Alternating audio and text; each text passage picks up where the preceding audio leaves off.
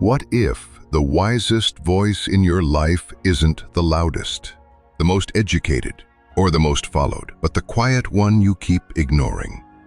You scroll through endless advice, opinions, and life hacks. Everyone claims to know the path to happiness, to success, to purpose. But deep down, a part of you still feels lost. You've tried the steps, followed the rules, maybe even memorized some motivational quotes. Still, there's a silence, a question lingering in the background. Could it be that true wisdom isn't something we figure out, but something we receive? Proverbs doesn't begin with a formula or a shortcut. It doesn't open with 10 steps to a better life. Instead, it begins with reverence, with awe, with humility. The fear of the Lord is the beginning of wisdom. Not fear as in terror, but fear as in wonder, reverence, surrender. It's not about being afraid of God. It's about realizing that you are not the center of everything, and that's actually a relief. Because wisdom doesn't flow from pride, it flows from posture, from knowing you don't have all the answers, and being okay with that. That's where Proverbs starts. And maybe where your healing starts too. Because maybe your confusion isn't a sign that you failed. Maybe it's a doorway, a divine invitation to unlearn the noise and tune into something deeper, something timeless, something sacred. But here's where it gets uncomfortable, because wisdom won't flatter your ego. It doesn't tell you what you want to hear, it tells you what you need to hear.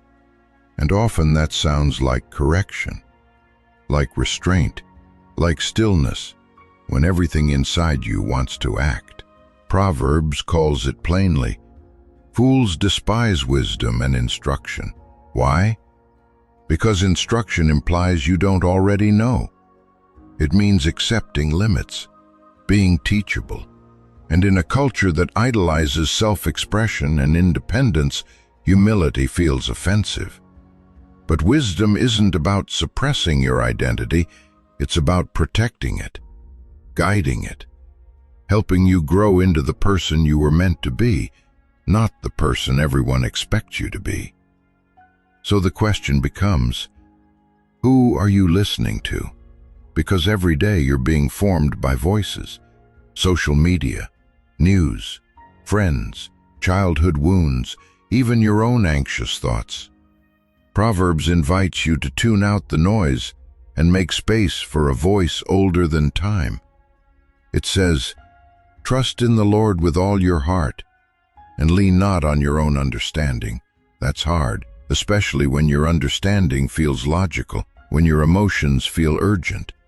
But wisdom doesn't always speak loud, it often whispers. And if you're not still, you'll miss it. So maybe your next breakthrough won't come from figuring things out, but from listening better. Sometimes, wisdom doesn't look like knowing what to do. It looks like knowing what not to do, not texting back out of impulse, not making that purchase just to feel better, not speaking just to fill the silence, not reacting when your peace is under attack. Wisdom is restraint, and restraint is strength. Proverbs teaches that even a fool is considered wise when he keeps silent. That's not about staying quiet out of fear.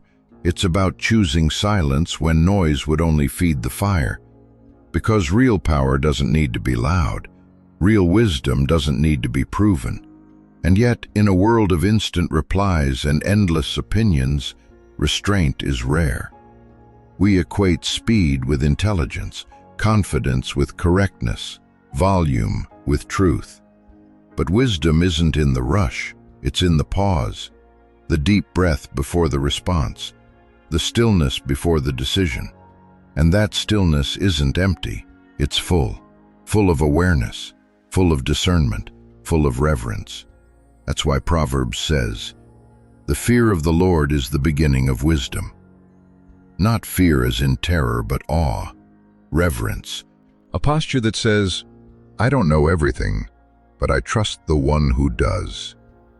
That kind of wisdom can't be taught in a lecture. It has to be lived, surrendered to, grown in silence. Wisdom isn't just about what you say, it's about what you seek.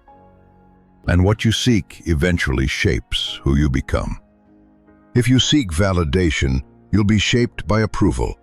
If you seek revenge, you'll be shaped by anger. If you seek comfort above all, you'll be shaped by fear of discomfort. But if you seek understanding, true, grounded understanding, you'll be shaped by humility. Proverbs puts it this way: get wisdom, get understanding. Do not forget my words or turn away from them. That word, get, implies effort, pursuit, intention. It doesn't say receive wisdom, it says get it. You go after it. You search for it, like hidden treasure. You treat it as something worth more than success, more than recognition, more than gold. Because when you gain wisdom, you gain something that can't be taken from you, not by failure, not by loss, not even by time. The wise are not those who always have answers. They're the ones who ask better questions. They slow down before reacting. They reflect before deciding. They choose the long path, the honest path, even when it's harder. Because wisdom doesn't always make life easier. It makes it truer. And in a world full of noise, truth is revolutionary. There's a quiet strength in those who walk with wisdom. They don't need to shout their opinions or prove their worth. They listen more than they speak. They observe before they act.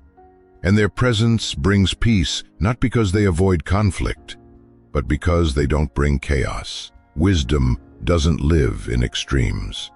It walks the middle road, the road of balance, of discernment, of deep inner knowing. The book of Proverbs calls this the path of life, not the shortcut, not the popular road, but the path that leads to life that matters. And along that path, you'll find something else: correction. Because wisdom grows when you're willing to be corrected, when you're open to seeing where you've been wrong, when you let go of pride and pick up teachability. Fools resist correction. The wise welcome it, because they know growth doesn't come from always being right. It comes from the courage to become better. So, the next time life humbles you, the next time someone points out a blind spot, the next time your plan falls apart, don't see it as failure. See it as an invitation to rise with more clarity, more truth, more wisdom. And here's the paradox. The more wisdom you gain, the more you realize how much you don't know. The truly wise aren't arrogant. They're humble, because they've seen enough to understand their own limits. They've walked through mistakes. They've faced the cost of impulsive choices. And they've learned that real wisdom rarely shouts. It whispers. It guides quietly. It waits patiently. It doesn't need the spotlight. Wisdom is also deeply tied to patience. In a world of instant gratification, the wise are willing to wait, to trust the process, to believe that slow, steady steps lead to stronger, deeper results. They know that some answers don't come right away. Some prayers aren't answered overnight. Some things must unfold in time. And so they wait not passively, but faithfully. That kind of waiting is strength, because it takes more strength to be still than to rush, more strength to listen than to speak, more strength to choose peace than to demand control. The wise understand this, and they build their lives accordingly. That kind of wisdom is rare because it requires surrender. Not surrendering your voice, but surrendering the ego that demands to always be right. Not surrendering your values, but surrendering the pride that resists correction. It's the humility to say, I don't know everything, but I know where to go for guidance. And that place is not a crowd, not a headline, not a trend. It's the quiet space where your soul meets God, where your frantic questions are met with timeless answers, where your uncertainty is not mocked, but met with mercy. That's where wisdom is born. In silence, in surrender, in stillness. And then, as you begin to walk in that wisdom, you notice something. You're not as reactive.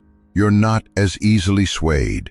You're not chasing every storm. You're anchored in something deeper. People might not understand it. Some may even call it weakness. But wisdom isn't loud. Wisdom is light.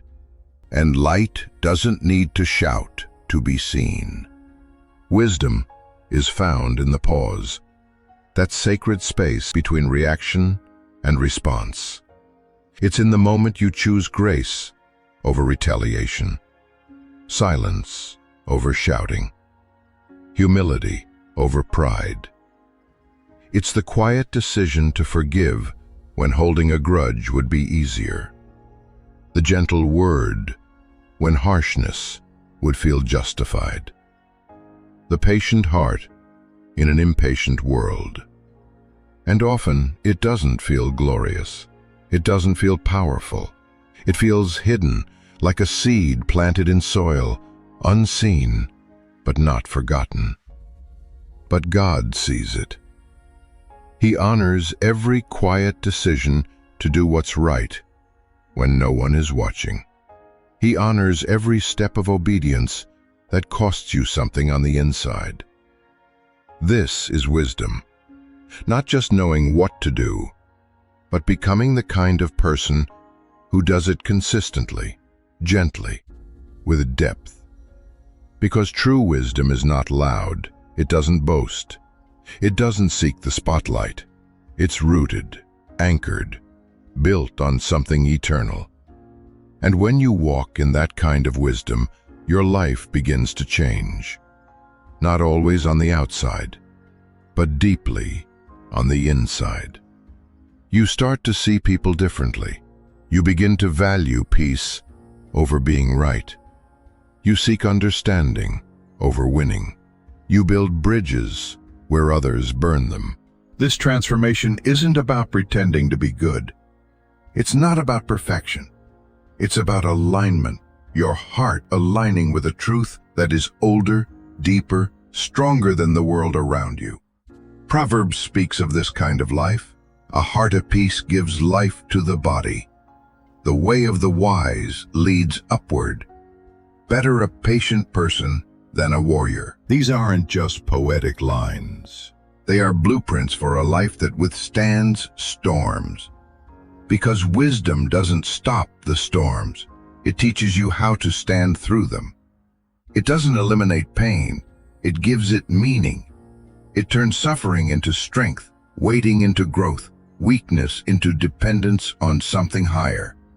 Wisdom isn't a shield that blocks all trouble. It's a lamp that lights the path, one step at a time. And if you're listening now, wondering if this kind of wisdom is for you, if your past disqualifies you, if your doubts make you unworthy, if your pain makes you less spiritual, hear this. Wisdom is not for the perfect. It's for the willing. For those who are humble enough to admit they don't know it all, brave enough to seek a better way, and honest enough to begin again. You don't need to have it all figured out. You just need to take the next step with an open heart and a listening soul. Because true wisdom doesn't begin in the mind, it begins in the heart. And the heart, when surrendered, can carry more truth than 1,000 voices shouting from pride. So may you walk forward, not in fear, but in reverence. Not in noise, but in quiet strength. And may your journey be one of deep roots, clear vision, and the kind of understanding that turns even the ordinary into something sacred.